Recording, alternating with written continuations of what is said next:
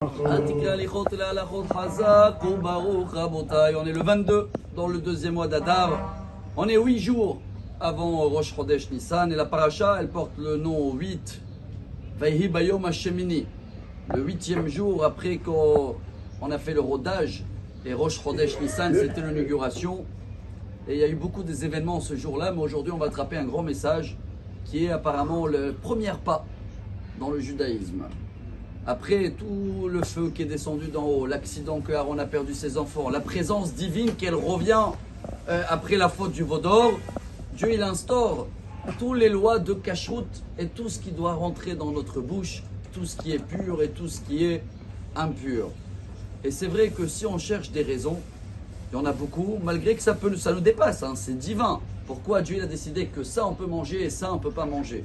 Et même si on va comprendre pourquoi le pain tu peux le manger, tu vas jamais comprendre pourquoi il y a une semaine dans l'année, à Pessah, que si tu le manges, c'est carrette. Alors, pour essayer de donner un goût à ce qu'on ne peut pas manger, justement, on va essayer de partager dans les 2 minutes qu'on reste des façons de penser, car tout ce qui rentre dans notre bouche, c'est ce qui va créer nos pensées.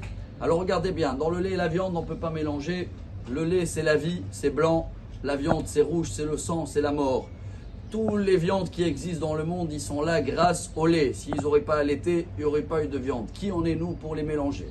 Tous les animaux qu'on mange, chers amis, tous les signes de kashrut, c'est des animaux qui ne cherchent pas à attaquer, l'inverse. Ils n'ont que des ingrédients de se défendre. Sabots fendus pour qu'ils peuvent se cacher. Ruminer parce que les pauvres, ils ont peur d'être mangés. Donc vite, ils avalent et après, ils vont dans leur cachette pour remanger tranquillement. Tous ces animaux-là, on a essayé de les donner la viande. La vache, elle est devenue folle.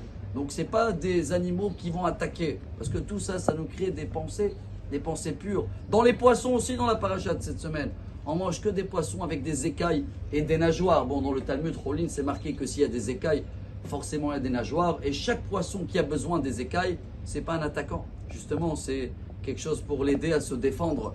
Donc, quand vous passez un petit peu sur toutes les règles de kashrut, et on comprend, hein, chers amis, voilà le message pour aujourd'hui, qu'ils sont venus demander à les très grands rabbins d'Israël, même à l'époque, c'est quoi le premier pas pour se rapprocher vis-à-vis de Dieu, d'avoir des pensées pures. Et on dit la kashrut avant tout, avant Shabbat, avant tout. Mais pourquoi, quand on achète une voiture, on veut acheter une marque qu'elle tient la route? Pourquoi, quand on achète des vêtements, on ne va pas acheter n'importe quoi qui sont un peu fatigués? Quand on va acheter une maison, je pense que chacun il va vérifier qui est le promoteur.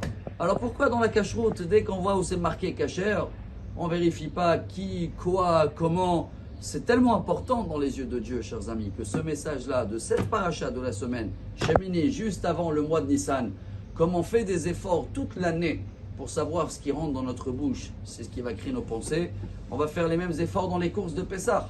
Alors ça ne s'appelle pas d'être plus strict, ou de payer un peu plus cher, ou de dire mais non, de toute façon c'est politique, c'est machin et tout ça, c'est vrai, mais tant que je peux contrôler ce qui rentre dans ma bouche et je fais attention dans les autres détails, alors à nous de faire attention cette année, encore plus, d'abord pour Pessah et même pour tous les restes de l'année, et on va voir comment ça va influencer nos pensées, on sera beaucoup plus pur, et Bezrat Hashem, excellente journée, que des bonnes nouvelles et bon appétit.